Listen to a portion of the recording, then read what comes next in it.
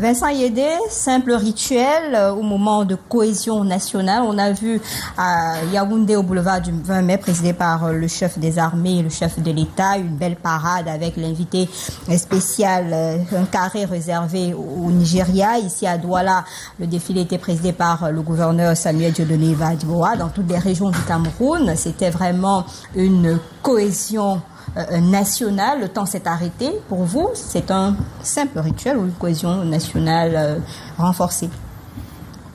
En réalité, j'ai comme l'impression que c'est une parade qui permet, n'est-ce pas, vous permettez que je fasse une lecture politique, n'est-ce pas, de comment les choses se passent. C'est-à-dire une parade qui permet au parti au pouvoir de réaffirmer, n'est-ce pas, sa prééminence ou alors sa domination supposée, n'est-ce pas, sur l'espace politique national. Dites-moi, comment ça se passe que au moment où on veut célébrer, où on dit célébrer l'unité nationale, vous savez, hier je suis parti de la maison pour la place de la BCK, j'étais avec des camarades dans la voiture et je leur ai fait observer que de Niala, où nous sommes partis, jusqu'à Bali, il n'y avait pas de drapeau. Les rues n'étaient pas pavoisées. Par 5e, c'était différent. Par des drapeaux, n'est-ce pas? À l'exception de quelques entreprises qui avaient pris la peine de mettre des drapeaux.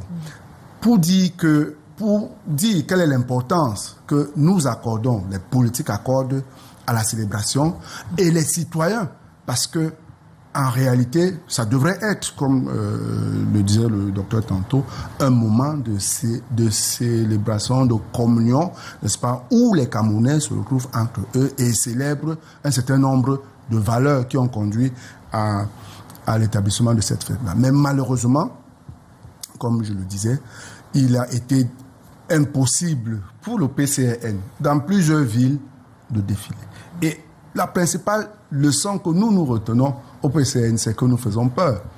Nous faisons peur parce qu'en quelques jours, on a pu se mobiliser sur l'ensemble du territoire, du nord au sud, de l'est à l'ouest, dans tous les départements où on nous a permis de nous déployer. On l'a fait. Les images sont là pour le témoin.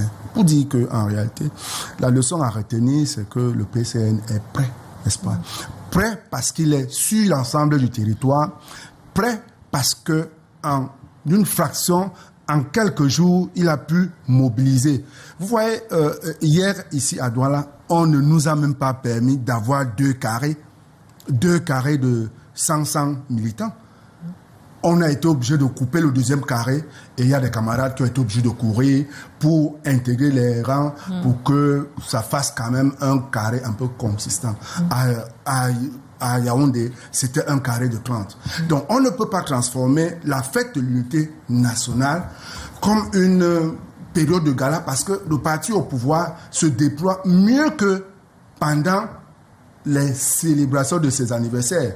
C'était des camions et des camions de personnes qui transportaient qui transportaient des personnes habillées, n'est-ce pas, aux couleurs du RDPC.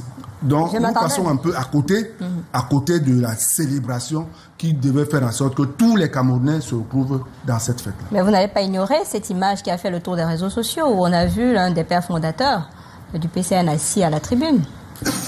Oui, mais... Et ça a créé quand même polémique au sein du PCN.